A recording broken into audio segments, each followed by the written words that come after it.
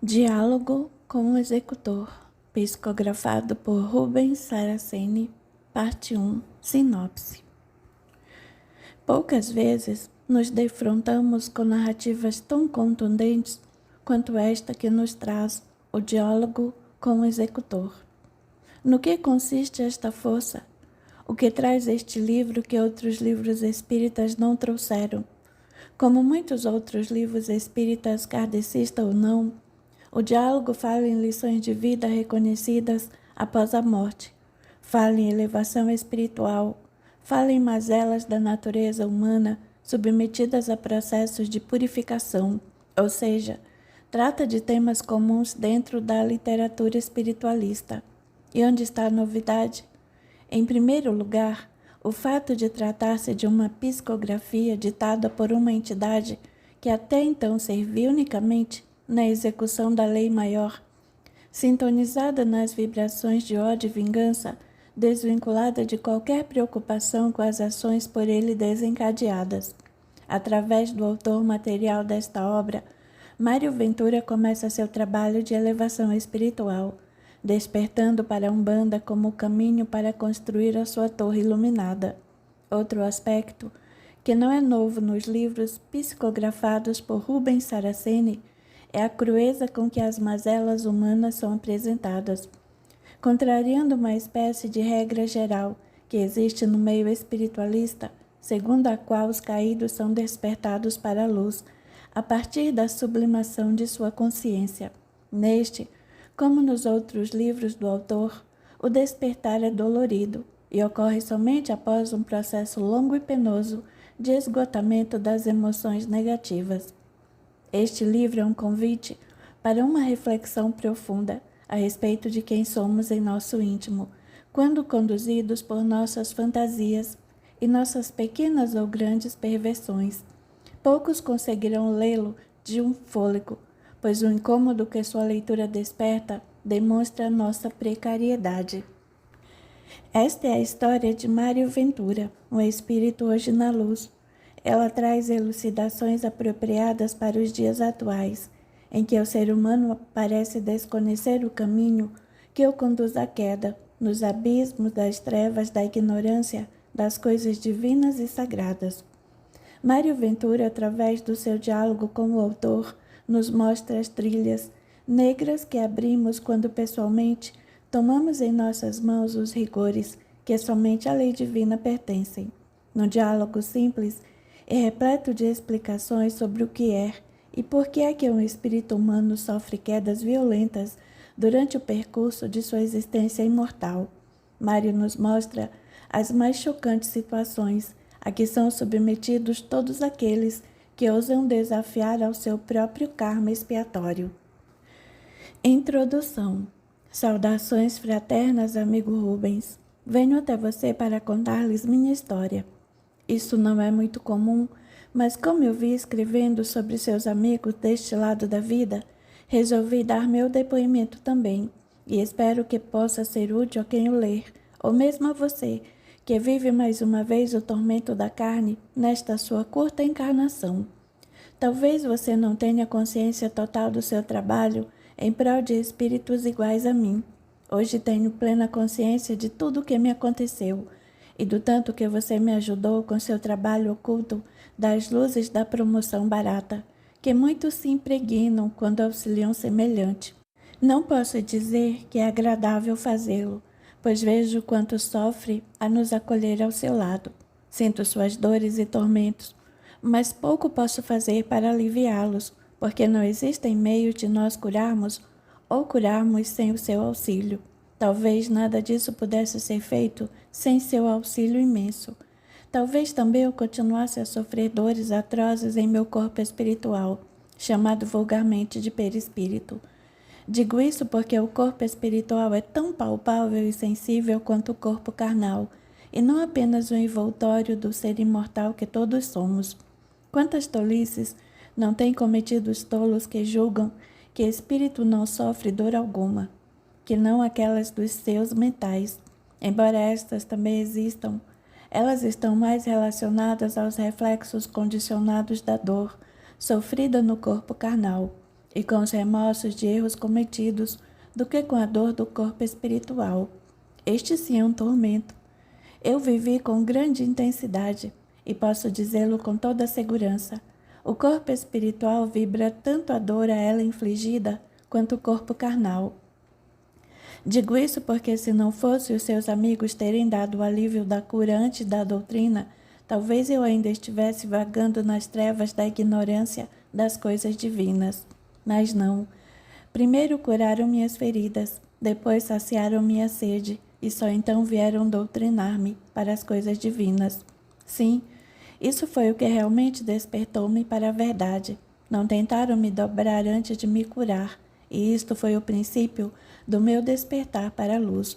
Não foi a vaga promessa do reino dos céus que me resgatou das trevas, e sim um auxílio imediato às dores e ferimentos do meu corpo espiritual, que me converteu de um ser cruel e violento em alguém novamente bom e conformado com os reveses sofridos, tanto na carne como em espírito.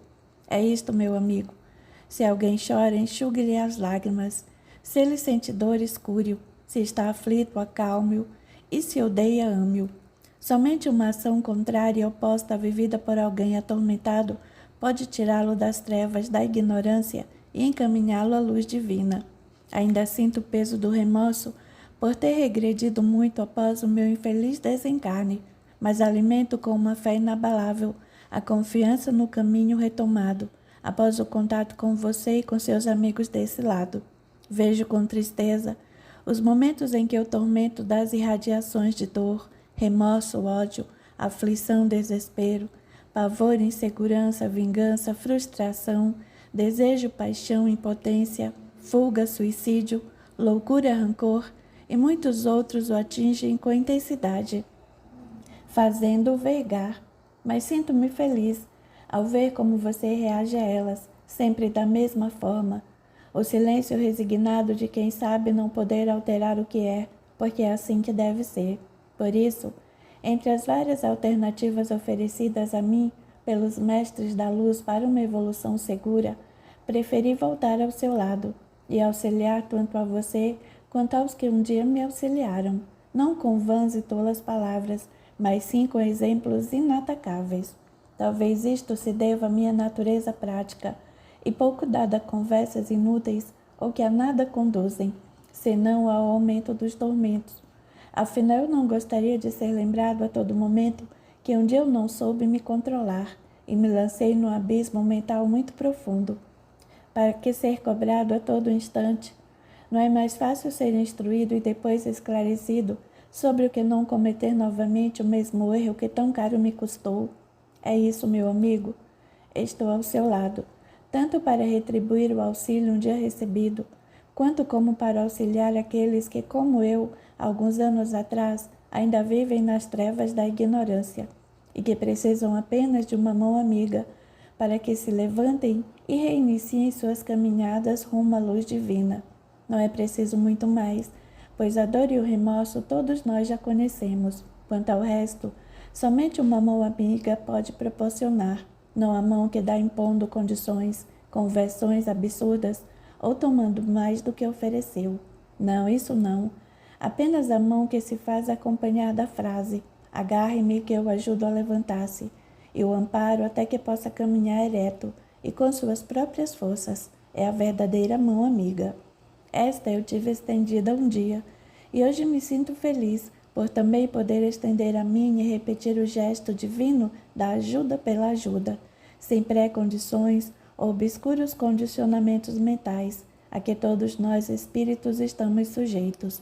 Estou ao seu lado e espero poder repetir esse gesto não uma, mas milhares de vezes, pois o horror das trevas da ignorância só pode ser eliminado com o gesto nobre do estender a mão amiga e das sábias palavras que dizem: olha o que eu faço em nome de Deus, e caso encontre nisso algum sentido, então siga-me, porque se assim não for, de nada adiantará eu lhe falar do reino dos céus. É preciso entender que ele existe apenas na medida em que nós o construímos, com o trabalho que não visa outro objetivo, que não de criar em cada coração um reino luminoso. Isso foi o que um dos mestres da luz falou-me quando eu já não sentia dor, sede e nem padecia das chagas em meu corpo espiritual. Sábias palavras, pois despertaram-me para algo que até então eu não conhecia, ou imaginava que veria um dia conhecer.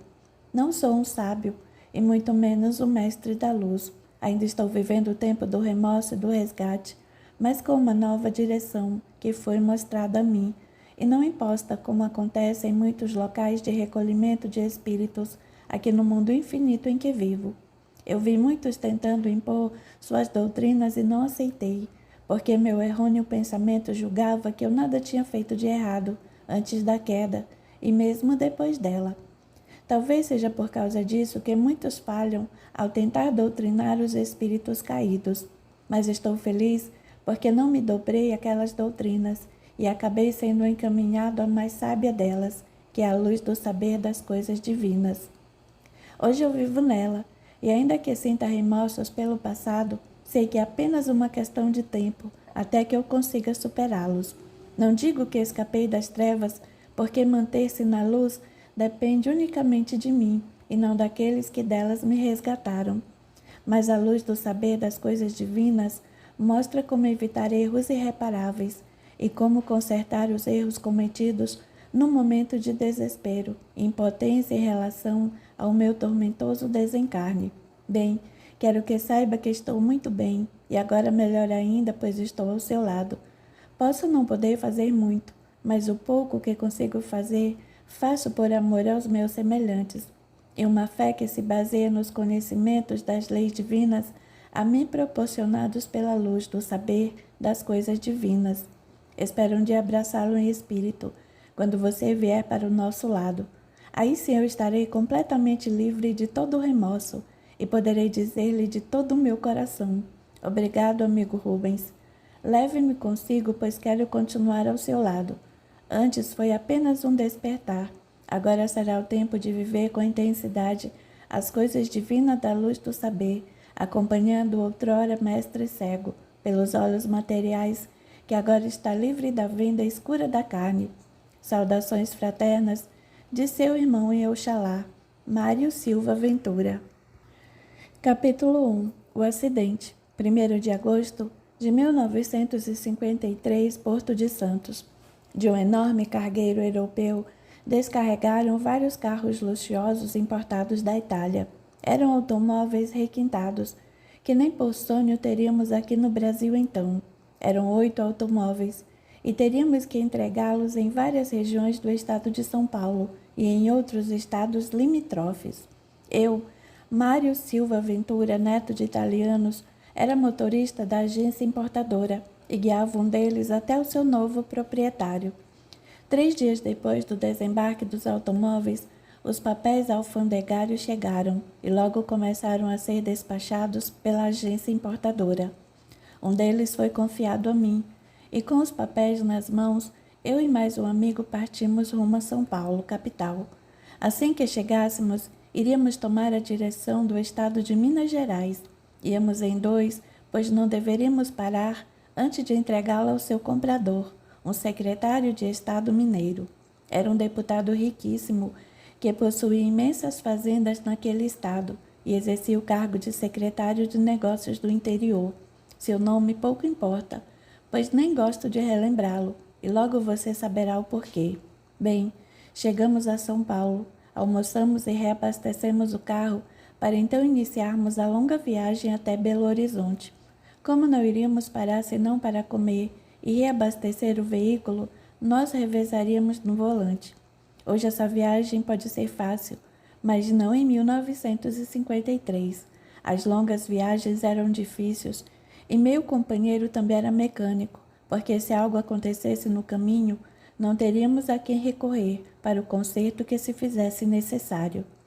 Viajamos o resto da tarde, só paramos já ao anoitecer. Jantamos e reabastecemos o carro. Dali em diante eu dirigiria até o amanhecer. Meu amigo ia cochilar. Quando eu me cansasse, ele assumiria o volante até Belo Horizonte. No silêncio da noite, eu dirigia com atenção pela tortuosa rodovia. A velocidade não era superior aos 60 quilômetros, pois éramos proibidos de ultrapassá-los pelo importador. que temia qualquer dano aos seus luxuosos veículos. Por volta das 3 horas da manhã, já em solo mineiro, eu vi vindo em sentido contrário um veículo que parecia ser um caminhão. Vinha em alta velocidade e aquela hora e local eram impróprios para fazer tal coisa. Por descuido ou má intenção, ele jogou o veículo em minha direção quando estava a menos de 20 metros. Fiz uma manobra rápida na tentativa de sair de sua frente e despenquei por uma íngreme ribanceira. Meu amigo dormia no banco traseiro e acordou com os solavancos do carro que despencava ladeira abaixo e com os meus gritos de susto e medo. Tudo foi muito rápido. Senti uma forte pancada na cabeça, ficando desacordado dentro do carro. Ainda senti quando me retiraram do meio das latarias retorcidas, mas estava muito tonto e caí desacordado no solo novamente. Algum tempo depois, quando eu não sei, acordei. Estava deitado perto de uma árvore e meu corpo e minha cabeça doíam muito. Vi várias pessoas em volta do carro. Lá estava meu companheiro de viagem, com o braço e a cabeça enfaixados. Gesticulava muito com o braço direito e falava sem parar, mas eu não ouvi o que ele dizia, pois estava muito longe de mim. Vi o tal secretário irado por ver o carro todo retorcido. Quando tentei me levantar, uma dor imensa na cabeça obrigou-me a ficar deitado imóvel. Em dado momento, eles se aproximaram de mim e então pude ouvir o que diziam. Marcos, o meu companheiro, dizia: "Isto é impossível. Eu dormia no banco de trás e teria sentido se Mário estivesse fazendo tal coisa. Pois é a pura verdade, senhor secretário", justificou-se um homem. Ele começou a levar o carro de um lado para o outro da pista e fiquei sem saber se ficava do meu lado ou me desviava. Quando tentei desviar para outra faixa de direção, ele também a tomou e foi direto para fora da estrada. Eu ferrei o caminhão, mas só evitei a colisão e não tive a menor culpa por sua queda neste abismo. "É mentira", falei eu com dificuldade, pois mal conseguia respirar.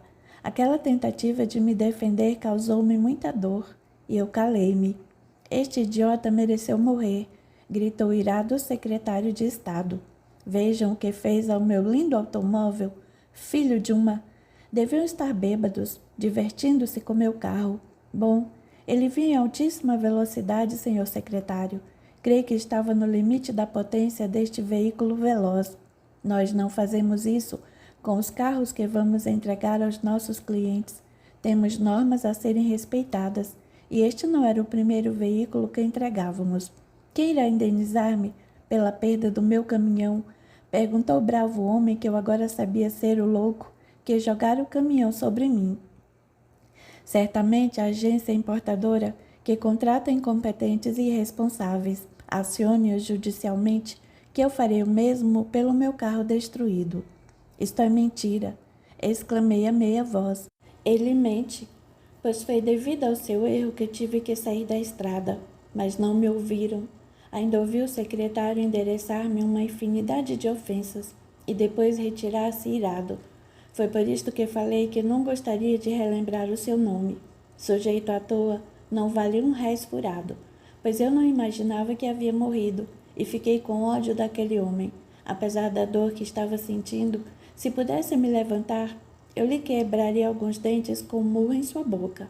Bem, o caso é que o carro foi içado por um guincho e todos foram embora. Tentei gritar por socorro, pedindo para que não me abandonassem ali, caído no solo. Tudo em vão. Eles se foram e nem ligaram para os meus pedidos de ajuda. Via-me na maior aflição, pois não podia me mover, ainda que tentasse. Lágrimas afloraram dos meus olhos e chorei muito, por sentir-me abandonado naquele lugar ermo, sem ninguém para auxiliar-me. Orei a Deus em desespero, mas de nada adiantou. Continuei sozinho por muito tempo. Só a muito custo consegui levantar-me. Tentei subir a ribanceira, mas como todo o meu corpo doía, tomei outro caminho para alcançar a estrada. Caminhava um pouco e parava, porque a dor se tornava insuportável. No dia inteiro, eu não conseguia alcançar a estrada, e até me afastei muito mais dela. Somente no final do dia seguinte consegui retornar a ela. De nada adiantava dar sinal de mãos aos poucos veículos que passavam por mim, naquela rodovia solitária. Até uns carroceiros que passavam sequer olhavam para mim quando pedi auxílio. Em meu estado, julgava ainda possuidor de um corpo carnal. Não me dava conta de que já não pertencia ao mundo dos vivos. Quando cheguei a um riacho, tentei beber um pouco de água. Assustei-me quando minhas mãos não conseguiram colher a água cristalina que corria à minha frente. Tentei bebê-la e também nada consegui. Senti a água passar por meu rosto e minhas mãos como se fosse uma corrente elétrica muito fraca. Pouco a pouco, fui tomando consciência do meu estado e o confirmei ao passar através de arbustos sem ao menos movê-los. Eu não sou mais um vivo, exclamei apavorado. Depois de chorar muito, por ter perdido o contato com os vivos, eu me levantei e decidido andei pela estrada rumo a São Paulo. No meu desespero, caminhava pelo meio da rodovia e senti os veículos passarem através do meu corpo espiritual sem causarem mal algum, apenas um leve arrepio. Muitos dias caminhei na rodovia e não ligava para nada. Quando cheguei a uma cidade, vi um ônibus velho que se dirigia para São Paulo. Por um impulso, eu subi a bordo e sorri quando vi que não precisaria caminhar para chegar ao meu destino. Também descobri algo novo. Eu entrei no velho ônibus e me recostei no fundo. Dali comecei a ouvir um vozerio insuportável, mas não via ninguém conversando. Todos mantinham as bocas fechadas, mas eu os ouvia. Prestei atenção num casal à minha frente e ouvi seus pensamentos. Sim, são seus pensamentos, exclamei eu, esquecendo-me de minhas dores. Só então eu despertei para um novo estado de consciência. Ouvi muitas coisas que traduziam a verdadeira personalidade daquelas pessoas. Ouvi pensamentos de ódio, amor, desejo, dúvidas, aflições, saudades, tristezas, alegrias, planos para o futuro e remorsos por planos que não foram realizados. Então eu parei e pensei: ninguém imagine se alguém me ouve.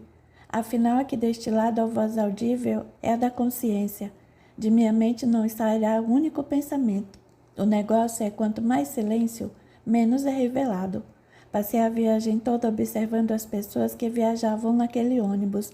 Vi um rapaz puxar conversa com a senhora ao seu lado, mas o que ele falava não era o mesmo que pensava. Enquanto dizia estar cansado da viagem, alimentava o mais ardente desejo por ela. Observava dissimulado suas belas formas e mais ainda o insinuante decote de seu vestido. Eu até aproximei-me um pouco mais para não perder nada do que diziam ou pensavam os dois, e devo dizer que me diverti com a nova possibilidade que se me abriam os encarnados. Tudo aquilo era divertido. Eles não sabiam que os espíritos dos mortos podiam ouvi-los nos seus conscientes.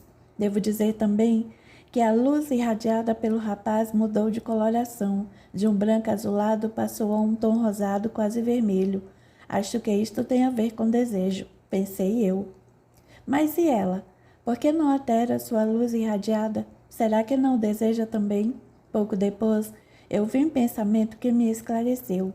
Este chato está me incomodando com sua conversa tediosa.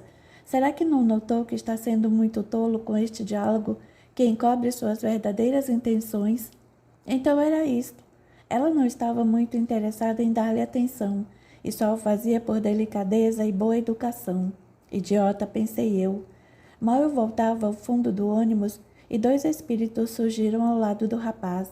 Gargalharam muito e logo outros juntaram-se a eles. Entre homens e mulheres havia meia dúzia deles e começaram a acariciar tanto o rapaz quanto a senhora ao seu lado. Pude ver como o rapaz tornou-se rubro, com a luz irradiada pelos seus desejos, e como a mulher também se alterou muito, enquanto lhe acariciavam. Então é isso, pensei eu, mas calei-me. Não queria despertar-lhes a atenção, e se observar como seria dali por diante. A senhora tornou-se mais receptiva às investidas do rapaz, e agora tornava-se rubra também. Era o desejo atiçado pelos invisíveis que a atingia em cheio. Para mim tudo era espantoso. Agora eu sabia como muitas ações impensadas tomavam corpo de um momento para outro em nossas mentes. Isto explicava muitas coisas até então desconhecidas para mim. Como anoitecia e o ônibus fez uma parada para os passageiros lancharem, eu acompanhei os dois à distância. e pude ver e ouvir o desenrolar do envolvimento praticado pelo grupo de espíritos à volta deles. Outros espíritos também os observavam à distância, sem nada fazerem. Eu já identificava o espírito de um encarnado e mantinha-me calado, pois eu também era observado por eles. O rapaz tornara-se insinuante e a mulher já era receptiva a ele. Eu os observava como um pesquisador atento ao objetivo de seus estudos. Preciso me esclarecer dos procedimentos deste lado, pensei. Aqui é coisa mais interessante que na carne. Vi quando voltaram ao ônibus e ela sentou-se no lado da janela e ele no lado do corredor. Aquilo já prenunciava algo, pois a escuridão seria ótimo argumento para uma ousadia maior. E foi o que aconteceu. Induzida pelos invisíveis, a mulher se deixou acariciar pelo rapaz em dado momento e vi lampejos espargirem-se dela. Os invisíveis os absorviu como o mata-borrão faz com a tinta de escrever que usava quando na carne. Eles também alcançavam uma intensidade muito elevada. Quanto mais os dois se envolviam nas carícias que provocavam prazer, mais vibrações eles absorviam. Vi quando o espírito masculino e o feminino deram vazão aos seus desejos, apenas com a vibração que absorviam dos dois encarnados. Seria divertido tudo aquilo se não fosse a bestialidade e a imoralidade na forma de se obter o prazer. A tudo eu observava. Vários espíritos tentaram repreendê-los, mas foram afastados quando um deles puxou de um punhal afiado que trazia oculto sob sua roupa e avançou em sua direção. Como por encanto todos sumiram. Novamente a sós, os 6 voltaram a carga sobre os 2 encarnados, e vi como ela permitia que ele acariciasse com maior ousadia. Os lampejos de prazer emitidos pela mulher eram absorvidos por aquelas almas desregradas e degeneradas com tal voracidade que elas penetravam em seu corpo carnal, a ponto de uma das invisíveis praticamente assumir a sua forma. Eu já não sabia se era encarnado ou invisível que o rapaz acariciava e beijava. Ambas estavam embaralhadas e as duas a vibração rubra atingia. Creio que naquele instante era mais a desencarnada que ele sensibilizava, porque enquanto a encarnada mantinha-se em silêncio e tinha alterado apenas sua respiração, a invisível emitia gemidos de prazer intenso. Isto é mais interessante do que eu imaginava, pensei. A tudo eu observava em silêncio.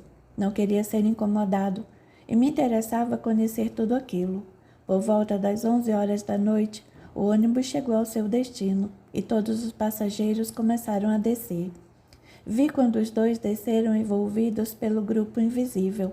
Perto da rodoviária havia um hotel e os 2 dirigiram-se para ele. Alugaram um quarto como se fossem marido e mulher e subiram ao quarto rapidamente. Em instantes, estavam entregues às mais ousadas carícias e um rápido tirar de roupas. Eu não fui notado pelo grupo invisível e pude ver tudo através da parede do quarto. Vi como se amavam, tendo os invisíveis como parceiros de leito incorporados aos seus corpos. Aquilo foi o suficiente para que eu descobrisse que eles poderiam modelar-se aos corpos dos encarnados e vibrar tanto quanto eles. Então é isto, eu pensei. É assim que os encontros clandestinos acontecem, e eu jamais saberia disso se não fosse o invisível também. Capítulo 2. A traição e o mal presente. Eu caminhei sem rumo por um longo tempo. Cheguei a uma estação rodoviária e sentei-me num banco de jardim próximo. As minhas dores haviam diminuído, mas não desaparecido. Depois de tudo que eu vira e aprendera, não dava mais atenção a elas. Agora sou um invisível e não adianta pedir socorro aos encarnados, eu pensei.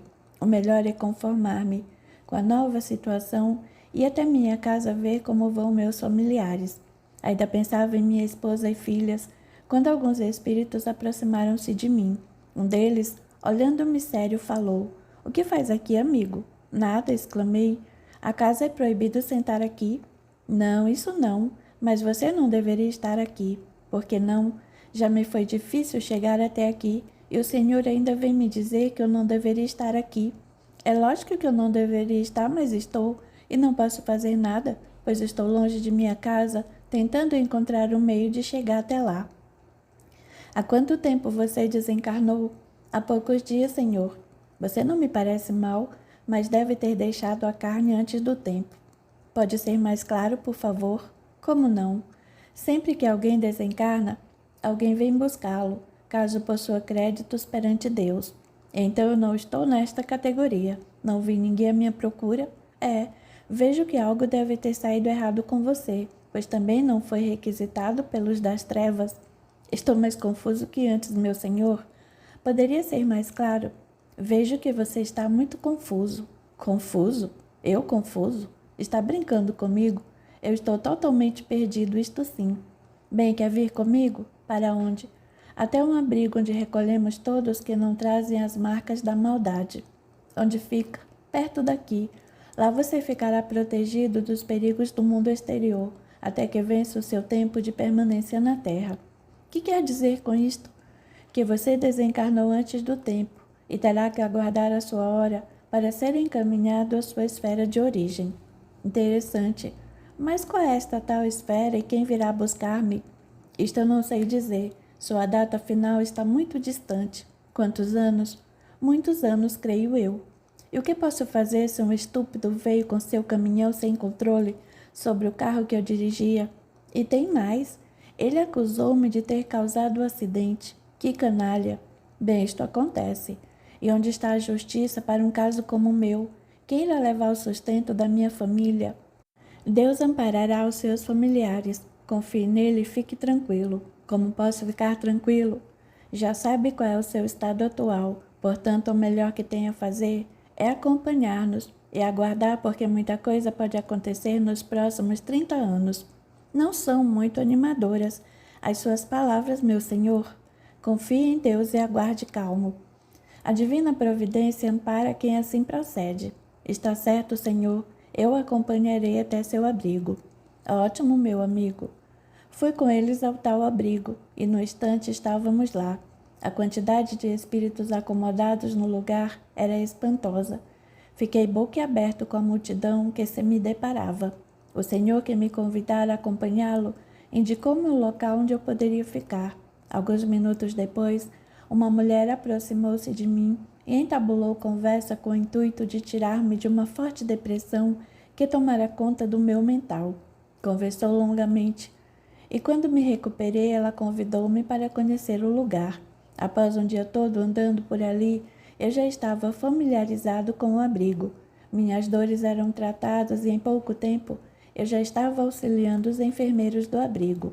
Quase um ano se passou. Eu já havia me resignado à rotina, quando um fato novo o alterou por completo. No meio de um grupo de espíritos recolhidos, vi alguém muito caro a mim. Era minha filha menor chamada Eliana. Estava muito diferente de quando a vi pela última vez um ano antes. Trazia estampada em seu meigo rostinho uma dor 1000 vezes maior que aquela que eu havia sofrido no meu desencarne. Corri ao seu encontro e a tomei nos braços. Seu pranto comoveu-me e chorei também. Como era triste ver a minha querida filhinha Eliana tão marcada pela dor. Somente quem tem filhos e os ama sabe o quanto um pai sofre ao vê-los sofrendo. A muito custo, uma das irmãs de caridade a tirou de meus braços e a levou a uma enfermaria onde cuidaram dela. Acredite se quiser, mas ela trazia todas as marcas de sua morte violenta. Aquele que disser o contrário, ou seja, que o espírito nada sofre ou nada leva como marcas e recordações de sua passagem na terra, é um mal informado sobre as coisas espirituais. E olha que tenho visto muitos desses sujeitos nesses 40 anos em que estou no mundo dos invisíveis. Todo ser humano leva consigo as marcas do seu desencarne. Somente com o tempo elas são apagadas, se tivermos o auxílio de alguém que esteja em perfeito equilíbrio emocional e espiritual. Comigo foi assim, pois só com o auxílio dos bondosos amigos do abrigo fui curado de minhas dores. E eu estava olhando para minha pequena Eliana, toda marcada por uma morte violenta. Os enfermeiros não me deixaram falar com ela devido ao seu estado. Fui aconselhado a deixá-la com eles por alguns dias. Eu poderia visitá-la em horários pré-estabelecidos e bem espaçados uns dos outros. Assim foi por vários dias, até ela se recuperar e voltar a ter a meiguice e o carinho de outrora. Somente então eu pude passar mais tempo em sua companhia, mas ainda assim, proibido de perguntar como havia desencarnado para não perturbá-la. Mais ou menos um mês depois, eu já conversava mais à vontade com ela. Foi numa dessas conversas que ela falou-me: "Por que nos abandonou, papai?" "Não as abandonei, minha filha. Fui obrigado a vir para cá. O senhor está trabalhando agora neste hospital." "Estou, minha filha." "E não vai voltar para nossa casa?" "Acho que não posso, querida." "Por que não?" "Mamãe está sofrendo muito com o homem que veio morar em nossa casa." "Quem é ele, minha filha?" Eu dissimulei muito ao perguntar-lhe isto. "Um amigo do senhor chamado Vitor. Lembra-se dele?" "Vitor? Um amigo que não saía de nossa casa. Era quase um irmão para mim. Trabalhávamos juntos na agência. Era ele que indicava os veículos que eu deveria levar aos seus proprietários. Como teria ido morar em nossa casa em definitivo? Será que se casara com minha ex-esposa?" "Eu me lembro dele, minha filha, quando ele foi para nossa casa, pouco depois da sua partida. Mamãe disse que o senhor havia morrido e que ele seria o nosso novo pai." "Entendo." "Ela mentiu, porque o senhor não morreu. Estou sentada no seu colo agora." "Foi logo que eu parti que ele veio para nossa casa?" "Sim. A noite depois do senhor viajar, ele veio e dormiu no quarto dos fundos onde ela sempre ficava, lembra-se?" "Sim, pois é. No dia seguinte ele foi trabalhar, e à tardinha veio com um papel na mão, dizendo que o senhor havia sofrido um acidente e morrido. Todos nós choramos muito, e ele ficou lá para consolar a mamãe. Depois não saiu mais de casa." "Continue, filha." "Bem, uns tempos depois ele começou a dormir no seu quarto com a mamãe, e ela falou que ele era nosso novo pai." "Continue, filhinha." "Depois eles começaram a brigar muito, e nós fomos espancadas por ele muitas vezes." "Como foi que você se feriu, minha querida?" "O Vitor ficou nervoso e bateu-me. Como eu não parava de chorar, ele me empurrou pela escada e me machuquei toda. Mas agora já estou boa, papai, e não quero voltar mais para nossa casa." "Está certo, filha.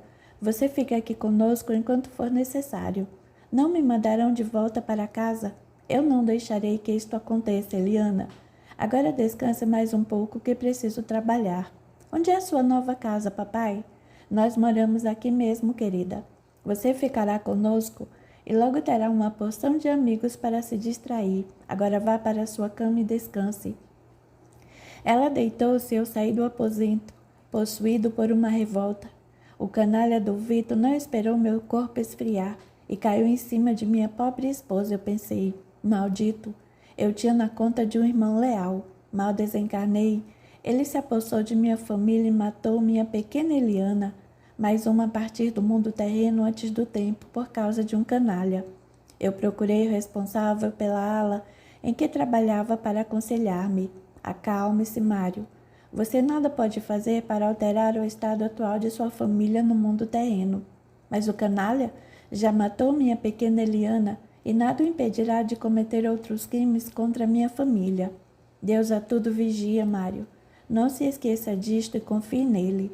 Então, como não interveio para impedir um ato tão abominável como este, praticado contra minha Eliana? Ele sabe de tudo, e a você compete confiar em sua justiça perfeita. Que justiça, irmão Marcelo? O canalha que tirou-me da carne está impune até hoje, e agora este outro também ficará, porque certamente encontrou outra versão para a morte de Eliana. Os homens podem falhar, mas Deus não. No tempo certo, sua justiça implacável colherá em seus fios inquebráveis todos os devedores. Até que isto aconteça, fico de braços cruzados, não? Isto mesmo, mas ao invés de cruzar os braços, aconselho a ficar de mãos postas e orar a Deus para que ampare a sua esposa e filha que ainda estão na carne, pois é a única coisa permitida a você neste momento. Não posso ir dar uma olhada em minha esposa e filha? Se depender de autorização minha, não. Mas por que não? Eu sinto saudades delas e gostaria de revê-las, ainda que fosse só por uns instantes, irmão Marcelo. Por que não fala com o superior? Vou procurá-lo agora mesmo. Eu procurei o superior Fernando e o convenci a deixar-me visitar minha antiga família. 2 outros auxiliares socorristas me conduziram até minha antiga casa. Eu aprendi como volatizar-me no espaço, e fiquei estarrecido com o que vi na casa ao chegar ali. Vitor, o meu quase-irmão, estava bêbado e caído sobre uma poltrona na sala. Além dele, estava na casa minha outra filha, chamada Priscila, de 13 anos. Ela era muito bonita e já assumira as feições de uma mocinha. Chorei muito ao vê-la, lancei-me em sua direção e a abracei emocionado pelo reencontro. Só a muito custo fui separado dela pelos meus acompanhantes. Vamos, Mário. Você não pode envolvê-la com suas vibrações de tristeza, pois alterará o mental dela com suas angústias. Quero apenas sentir um pouco a minha querida Priscila. Deixa sozinha e apenas observe-a. Somente isso nos é permitido nestas visitas. Caso você não respeite os limites, nós o levaremos de volta ao abrigo. Neste momento, o canalha do Vitor despertou e veio até a cozinha, onde ela preparava o almoço. Ao aproximar-se, abraçou-a por trás. Ela deu um grito e safou-se dos braços dele, ainda atordoado pelos vapores do álcool. Não toque em mim, seu bêbado sujo, falou ela com ódio. Acalme-se, menina. Eu dou-lhe uma sova. Não se aproxime de mim, tornou a gritar. Eu só quero abraçá-la um pouco e beijá-la, Priscila. Vou contar tudo para minha mãe, Vitor. Se fizer isso, eu mato vocês duas. Priscila começou a chorar e saiu para o quintal. Eu sentia tanto ódio do miserável que tentei esmurrá-lo, mas meu punho passou pelo seu rosto imundo sem causar-lhe nenhum mal. Não adianta socá-lo, Mário. Lembre-se de que você está em outro plano que não é material. Não posso deixá-lo fazer isto com minha filha e irmão. Vamos voltar ao abrigo e contar o que vimos ao superior, para que ele tome alguma providência em relação à sua filha. O que poderá ele fazer com um verme desses? Só falando com ele para sabermos. Vamos rápido, e logo algo será feito. Voltamos ao abrigo em segundos e fomos direto ao encontro de nosso superior. Após contar-lhe o que vimos, ele ficou pensativo por um longo tempo. Depois falou-me. Não sei como solucionar um caso como esse, Mário. Minha função é de socorro espiritual e não de proteção aos encarnados. Mas algo precisa ser feito, superior Fernando. Eu sei disso. Então, o que preciso fazer para proteger minha filha Priscila? Irei falar com meu superior e aconselhar-me. Sei que saberá como auxiliar num caso como esse. Mas precisa ser rápido. Ele está decidido a violentar minha filha. Não vimos e ouvimos, e não há a menor dúvida quanto a isso. Está certo, Mário. Irei imediatamente, tão logo eu tenho uma solução. Voltarei e lhe direi quais as providências que serão tomadas. Obrigado, superior Fernando.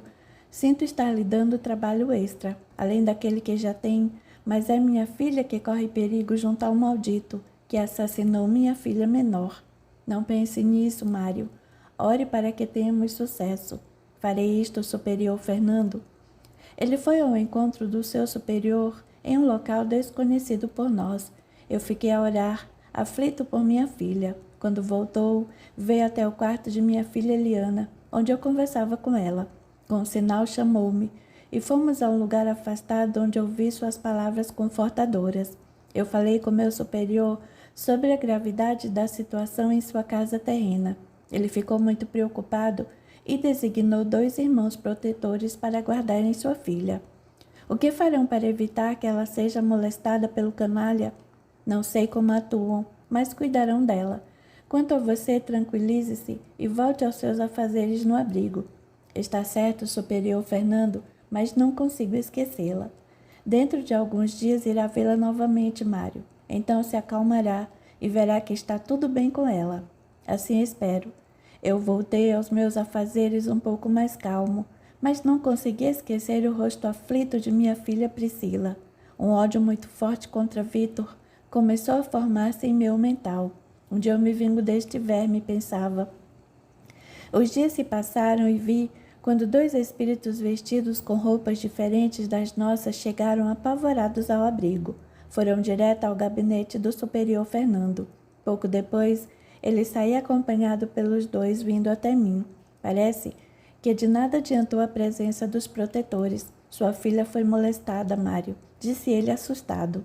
Meu Deus, de nada adiantou eu orar por sua proteção. Eu comecei a chorar de tristeza e ódio ao mesmo tempo. Como eu já havia aprendido a volatizar-me, rumei para minha antiga casa terrena. A cena que vi deixou-me possesso. O canalha esbofeteava minha tão amada filha Priscila e a ameaçava de morte caso contasse algo à sua mãe. Eu agarrei-me a ele com ódio, e acho que o ódio foi tão intenso que o tonteou por um momento. Eu socava, xingava e amaldiçoava, mas não conseguia jogá-lo no chão. Nisso, chegaram o superior Fernando e os dois protetores. Mário acalme-se, gritou o superior. Como? Se vejo o desgraçado arruinar minha filha por causa do maldito prazer. De nada adianta você se desesperar, pois somente irá se atormentar mais do que já foi atormentado. Já estou atormentada ao extremo superior, mas que isto não posso ficar. Vamos voltar ao abrigo e deixar que os irmãos protetores cuidem dela, Mário. Eu não sairei daqui enquanto não me vingar desse canalha. Ele matou uma e arruinou a outra e deve pagar pelos seus crimes. Isso quem decide é Deus, Mário. Não se desespere, porque logo a justiça divina irá castigá-lo. Até lá ele poderá causar outra morte dentro da minha família. Não creio, Mário. Ele já conseguiu o que queria e logo irá pagar pelo que fez. O homem que colidiu contra o automóvel, dirigido por mim, pagou? Não sei. Este verme pagou pela morte de Eliana. Ainda irá pagar. Quando? No dia em que a lei divina voltar-se contra ele, tudo será ajustado. A lei divina? Muito boa essa lei, não? Permite que os canalhas façam mal na terra e fiquem impunes. Ela é perfeita, Mário. Não julgue mal as coisas de Deus, senão será castigado também. Mais do que já estou sendo é impossível, pois não duvide disso, e volte ao abrigo imediatamente. Não vou voltar, superior Fernando. Talvez eu possa fazer algo pelo resto de minha família. Mas você tem Eliana para cuidar, Mário. Ou irá se afastar agora que ela mais precisa de você. Meu Deus, como posso ter paz estando dividido dessa maneira? Cuide de Eliana agora, e no futuro poderá auxiliar sua filha que sofre nas mãos deste infeliz. A muito custo ele convenceu-me a voltar ao abrigo. Quando fiquei sozinha em meu quarto, chorei muito. Eu estava muito deprimido e a tristeza me envolvera por completo. Os dias passavam e eu pouco conseguia fazer de útil no abrigo. Ficava a maior parte do tempo recolhido no meu quarto. Fui chamado até a sala do superior Fernando e ele ainda tentou me recolocar no caminho luminoso, mas perdeu seu tempo. Eu o ouvia, mas não prestava atenção nas palavras ponderadas com que tentava me convencer do erro que eu estava cometendo. Alguns dias mais tarde, minha filha Eliana foi levada por um grupo de espíritos muito elevados. A explicação que me deram foi que ela seria encaminhada para uma esfera luminosa, onde conviveria com outras crianças de sua idade. Foi mais um motivo de tristeza para mim, pois só ela conseguia me retirar da profunda depressão. Procurei assimilar sua partida, mas o que consegui foi mais tristeza e solidão. Capítulo 3. A vingança. Alguns dias mais eu também abandonei o abrigo. Fui ao mesmo banco na praça da estação ferroviária e fiquei sentado imaginando como me vingar do canalha que arruinara minha família após minha morte. Resolvi ir até minha antiga casa e logo eu estava dentro dela. Os dois protetores estavam ao lado de minha filha Priscila. Conversei com eles e quis saber como estavam se saindo na sua proteção. Estamos evitando que ela seja maltratada por este infeliz. Infeliz não. Ele é um canalha, meus amigos. Um dia eu me vingo dele, custe-me o que custar para consegui-lo. Você não deve tomar a justiça em suas mãos, Mário. Isto é pessoal e assim será resolvido. O dia passou e vi quando minha esposa voltou para casa, como ela estava diferente. Toda sua beleza e encanto de outrora haviam desaparecido, e a mulher que eu vi agora era uma caricatura grotesca da minha querida Ângela. O que está abatendo minha esposa, protetores? Muito desgosto, Mário. Ele a tem feito sofrer demais, devido às suas bebedeiras e também pela morte de Eliana. Ela nunca precisou trabalhar fora de casa. Acho que isto também a tem maltratado. É apenas mais uma responsabilidade, somada às muitas que ela tem que se preocupar. Eu vou ficar aqui um pouco, meus amigos. Por que não volta ao abrigo? Estou muito deprimido para ser útil onde eu trabalho. Falou com seu superior? Não, mas ele sabe que só posso ter vindo para cá. Está bem, mas procure controlar-se, pois verá e ouvirá coisas que não lhe agradarão nem um pouco. Procurarei controlar-me. Se não fizer isto, nós os retiraremos. Não se preocupem comigo. Eu acertarei as contas com Vitor fora desta casa. E o que eu vi e ouvi foi muito mais do que desagradável. Descobri que minha esposa Ângela já me traía com Vitor muito antes do meu desencarne e que as longas viagens arrumadas por ele eram apenas para me afastar de casa e serviam para deixá-los mais à vontade. Vi também ele abusar de minha pobre filha Priscila, de 13 anos e poucos meses, como se ela fosse sua escrava. Eu odiava com tal intensidade que consegui irradiar meu ódio a ele, mas isto só fazia com que ele maltratasse ainda mais as duas. Fui obrigado pelos protetores a sair da casa, para que pudessem cuidar melhor de minha filha, pois ela estava grávida do canalha. Caminhava pelas ruas em desespero e o amaldiçoava com todo o ódio possível ao meu ser imortal. Tanto odiei que atraí a atenção de um ser das trevas que veio até onde eu estava. O que posso fazer por você, amigo? Você é um demônio? Eu? Está louco? Sou apenas alguém que ouviu seus lamentos de impotência diante das malvadezas de um canalha. E o que me adianta isto? Eu posso ajudá-lo a eliminar o canalha da face da terra. Como? Vamos com calma, amigo, disse ele. Isso exige uma série de coisas, tais como: não podemos eliminá-lo dentro de sua casa, porque há 2 protetores vigiando-a. Temos que encontrar um meio de matá-lo quando ele sair. Ele passa boa parte do seu tempo útil à beira dos balcões dos botecos e adegas, ingerindo bebidas alcoólicas. Esclarecia o estranho. Ótimo. Vamos segui-lo assim que sair de casa e procurar o melhor momento para eliminá-lo. E nós o seguimos quando saiu de casa. Ele foi a um bar próximo e começou a beber, mas logo voltou para casa. Não é desta vez, amigo, mas não se desespere, nós o pegaremos logo. Vai ser difícil matá-lo. Eu já tentei e o que consegui foi apenas atordoá-lo por um instante. Tudo bem, você ainda não sabe como fazer estas coisas. Venha comigo que irá aprender como eliminar um canalha da face da terra. Vai eliminar outro? Lógico, a terra está cheia deles, e se não os tiramos do corpo carnal, continuarão a praticar todo tipo de crimes. Isto é verdade, mas como acabar com eles? Quer aprender como atingir um verme igual a este que vem destruindo sua família? Sim, então venha comigo, e aprenderá como é fácil acabar com eles. Basta sabermos quando atingi-los. Eu segui, e em pouco tempo comecei a aprender como atingir o canalha. Até o ajudei na hora de eliminar um outro tão safado quanto Vitor. Foi com uma ponta de prazer que eu vi ser lançado para debaixo de um bonde em alta velocidade. Foi tudo tão rápido que todos pensaram que o homem havia se suicidado. Imediatamente uns auxiliares do tal ser das trevas agarraram a alma do canalha e sumiram com ela. Eu perguntei para onde o haviam levado, mas ele não quis me levar até o lugar. Apenas disse-me: agora ele pagará por tudo o que fez de errado aqui na terra. Irá pagar muito caro pelas vidas que prejudicou. Mas e a tal lei divina? Que lei é esta? A lei que ouvi dizer que castiga os assassinos. Por acaso você acha que alguém vai se assustar com esses canalhas? Temos que acabar com todos aqueles que cometem crimes, senão ninguém mais o fará, e eles continuarem praticando o mal impunemente. Eu ouvi dizer que há uma lei maior que os pune. Então, eu sou um agente da lei, porque não faço outra coisa senão acabar com estes canalhas. Venha comigo, temos outro para eliminar. E fomos atrás de outro criminoso. Com este demorou um pouco mais, pois foi mais difícil eliminá-lo, mas foi eliminado. Ele levou-me ao lugar para onde eram conduzidos os espíritos criminosos e fiquei assustado com o que vi. Aquilo era um horror. Ali os devedores eram castigados sem piedade alguma. Para dizer a verdade, eram reduzidos a nada. Sofriam todo tipo de tortura, tanto física quanto mental. Seres bestiais os guardavam e de vez em quando descarregavam seu ódio naqueles que para lá eram levados.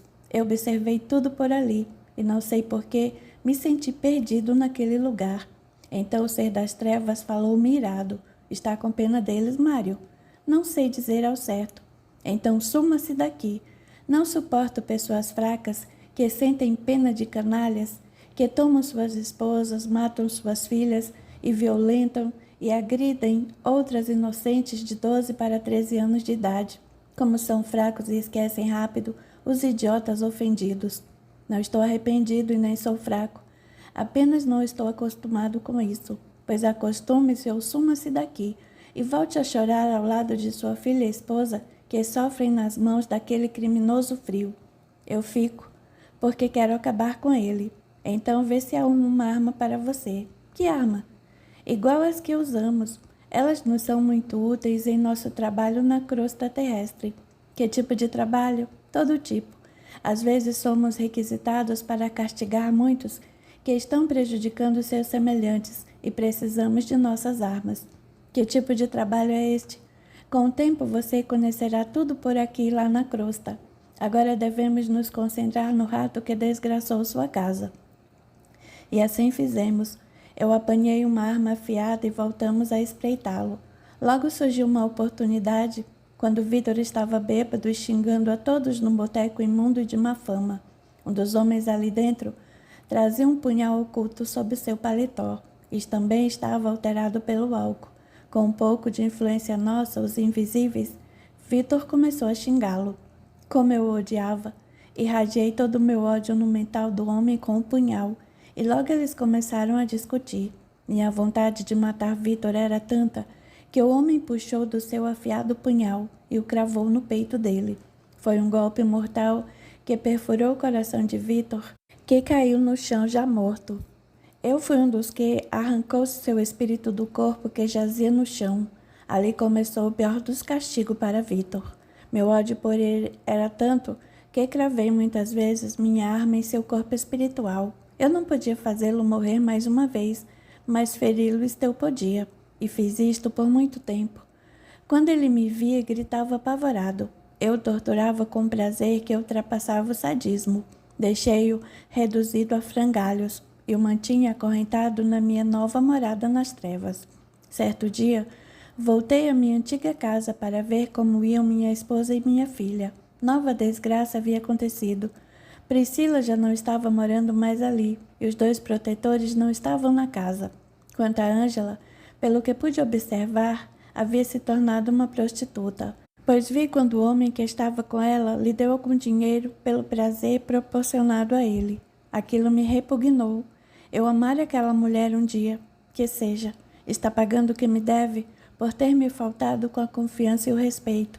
Tomara que apodreça na carne, para deixar de colocar o prazer acima da moral e da lealdade com quem eu amava e respeitava. Ela também pagará, caro Mário. Quer matá-la também? Isto é fácil. Não, chefe. Prefiro vê-la apodrecer física e moralmente na carne antes de morrer. Tudo bem, você é quem sabe. Eu gostaria de saber onde está minha filha. Isto é fácil. Tem alguma coisa aqui que pertenceu a ela? Sim. Está vendo aquela boneca sobre a cômoda? Sim. Venha que vou ensiná-lo como localizar alguém através de algo que possua suas vibrações. E nós localizamos Priscila. Ela, com 14 anos, já estava trabalhando como meretriz numa casa de prazeres próxima do cais do Porto de Santos. Aquilo me revoltou tanto que não tinha uma palavra sequer para dizer. Sossegue, Mário. Pelo menos aqui ela estará bem. Como irá estar bem num lugar como esse? Não vai estar vendo que lugar é esse? Sim, mas aqui nós temos domínio. E você poderá protegê-la dos canalhas. E como vou protegê-la? Se aqui só vêm esses marinheiros e carregadores bêbados, perversos e mal encarados. Vamos até um lugar que conheço e traremos algumas moças para protegê-la. Mas protetores que nada fazem? Agora é diferente, Mário. Nós não pedimos nada, nós ordenamos. Fomos até uma região trevosa, onde algumas moças mal encaradas foram recrutadas e levadas para perto de Priscila. O chefe então ordenou: cuidem para que nada de ruim aconteça com esta encarnada. Se algo acontecer, vocês me pagarão caro.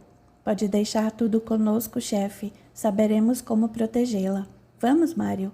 Antes vou dar um abraço em minha filha amada. Eu a abracei comovido, com sua sina negra, e não contive as lágrimas que tomavam em brotar dos meus olhos.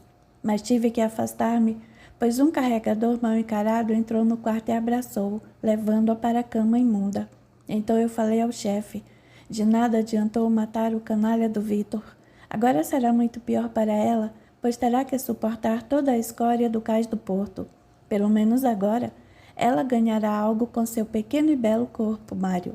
Logo ela sairá daqui e não terá que sujeitar-se a eles. Como sabe, posso ver isto no seu futuro. Com o tempo ela será uma dona de casa de prazer e terá grande fortuna.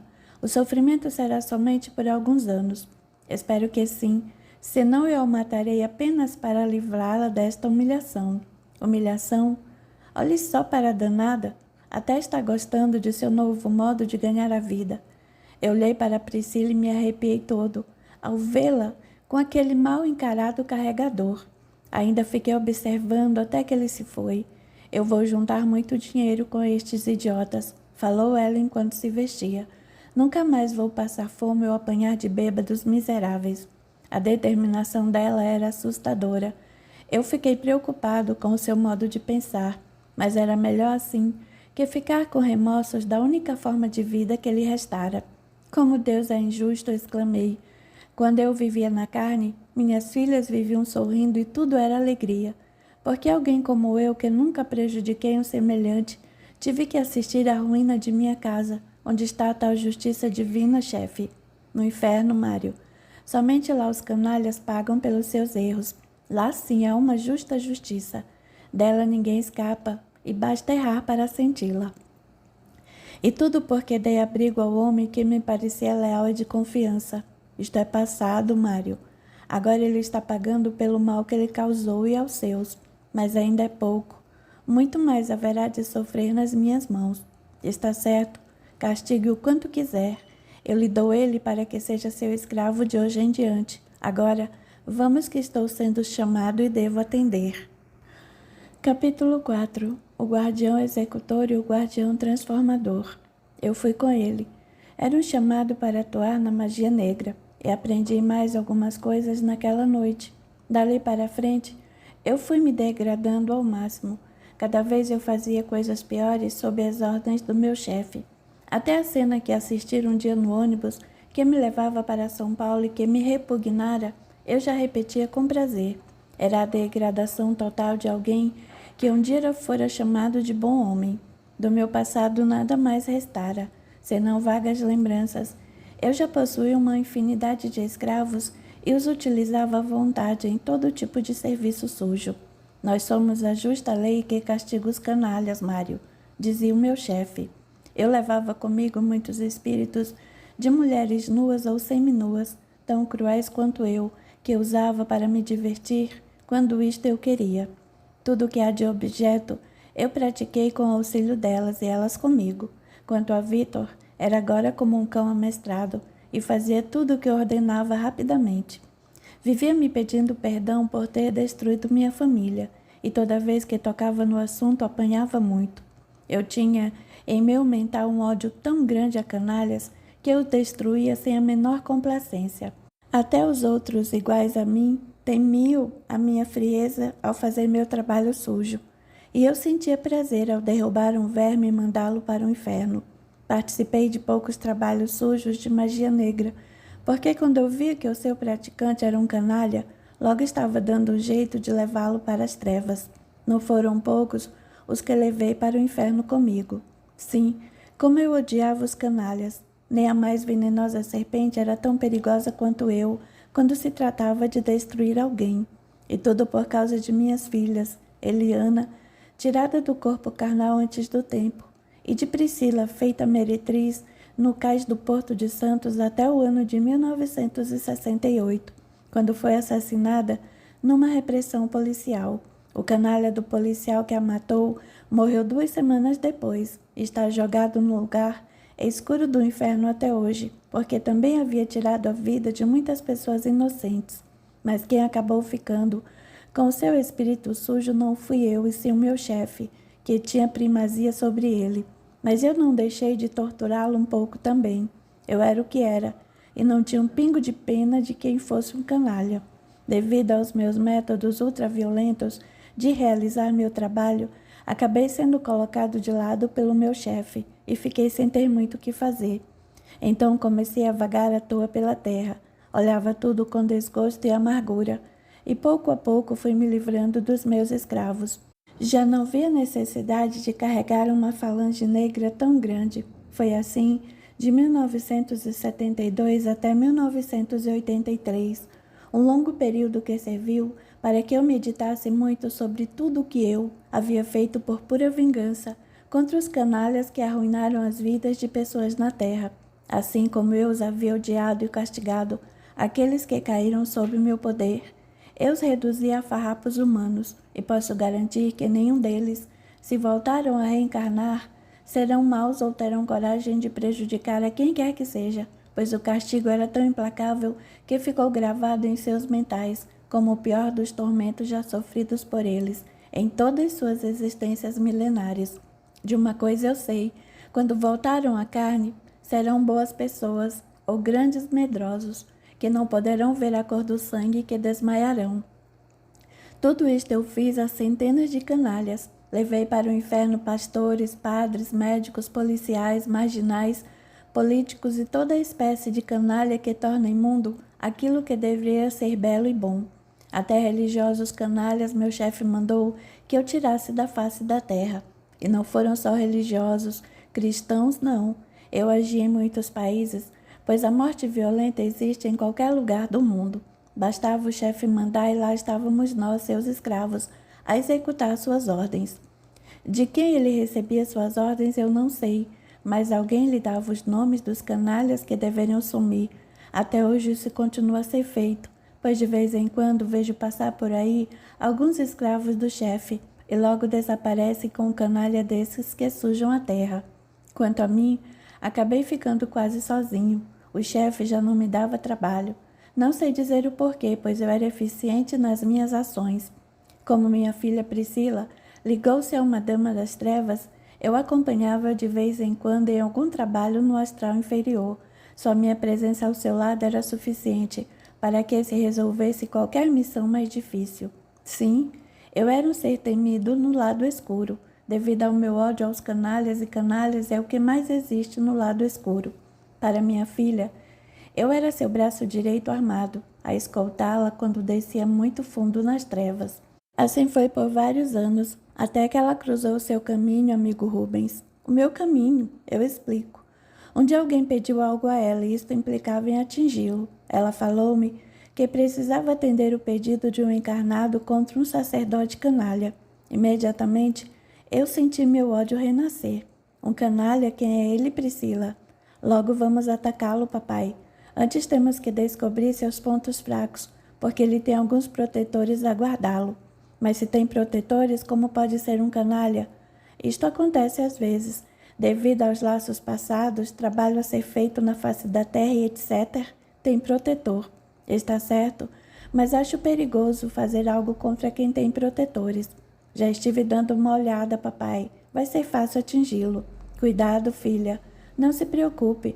Com sua ajuda vai ser fácil. É isso, amigo Rubens.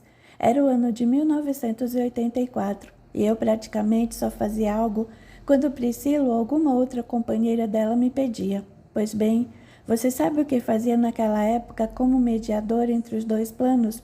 Se você era muito ativo, por um lado, pelo outro era muito fraco, porque deixava um largo flanco a descoberto, e observei muito bem suas fraquezas como médio de incorporação. Foi então que minha filha começou a atuar contra sua casa. Pouco a pouco ela começou a atacar sua casa, enviando alguns escravos para lá, mas todos sumiam. Quanto mais eram enviados, mais desapareciam, e o trabalho não era realizado.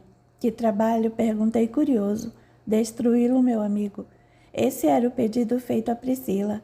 Alguém havia pedido a ela no ritual de magia negra que eu destruísse, e ela tinha que realizar a tarefa, pois isso lhe foi ordenado por sua chefe. Bem, ela tentou um ataque mais direto e caiu nas garras de um guardião à sua esquerda, que a reduziu a um trapo.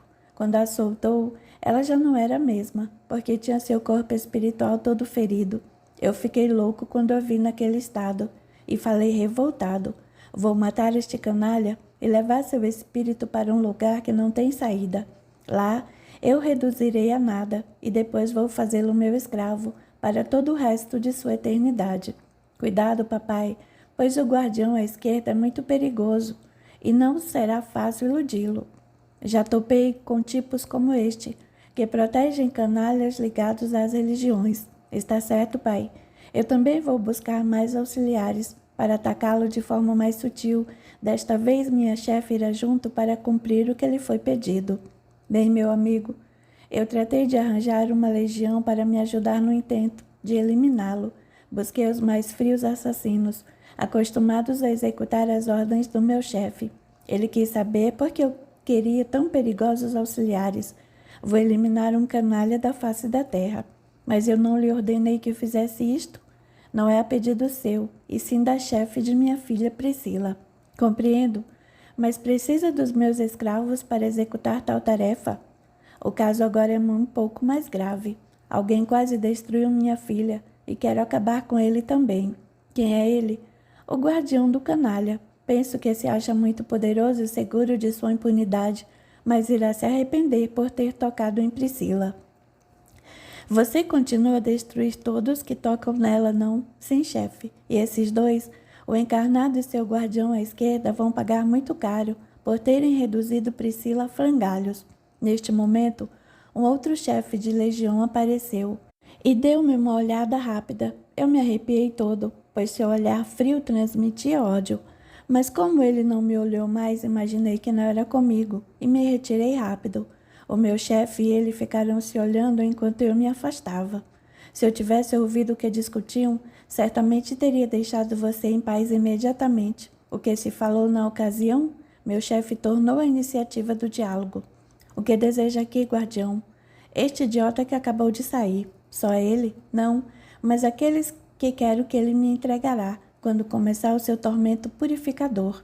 Vai transformá-lo? Sim. Por quê? Meu correspondente na luz ordenou-me para atuar nesse sentido em relação a ele, e o que restou de suas ligações na última encarnação. Porque a filha deste imbecil está incomodando alguém que tem a obrigação de defender a esquerda. Compreendo. É o tal canalha mediador de que ele me falou há pouco, não? Você também o estava ouvindo? Exatamente. Mas o mediador não é um canalha. Pode ser um idiota, mas não um canalha. Mário não costuma enganar-se a respeito dos canalhas. Neste caso está enganado. A chefe da filha dele é inimiga milenar do meu protegido, e a iludiu com uma conversa falsa.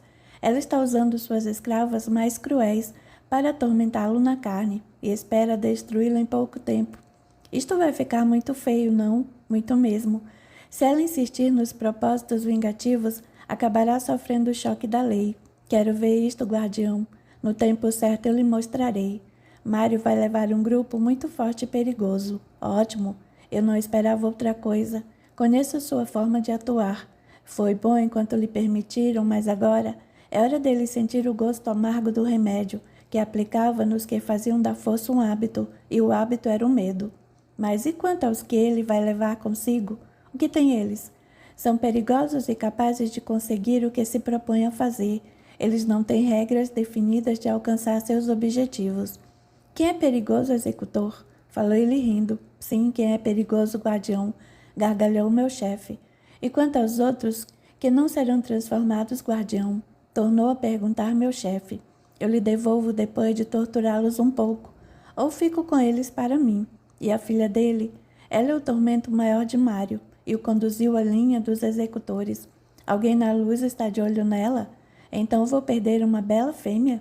Isto preocupa? Nem um pouco, mas vou ficar solitário. Eu lhe mando outra melhor, que não esteja sujeita a uma transformação tão cedo. Quanto tempo? Uns 2 séculos. De acordo, guardião. Quando você nos tira alguém, sempre o substitui por outro melhor. Só procuro agradar os meus amigos com o que há de melhor. E os dois começaram a sorrir. Ele, mais que nós, tinha poder sobre os que vagavam nas trevas da ignorância. Em verdade, nós éramos instrumento deles, os grandes guardiões. Um era um guardião executor e o outro um guardião transformador. Eu não havia dado ouvidos aos protetores da luz, nem ao chefe do abrigo. Então me conduzi como um tolo aos domínios do guardião executor. Eu estava possuído pelo ódio a Vitor e desejava matá-lo.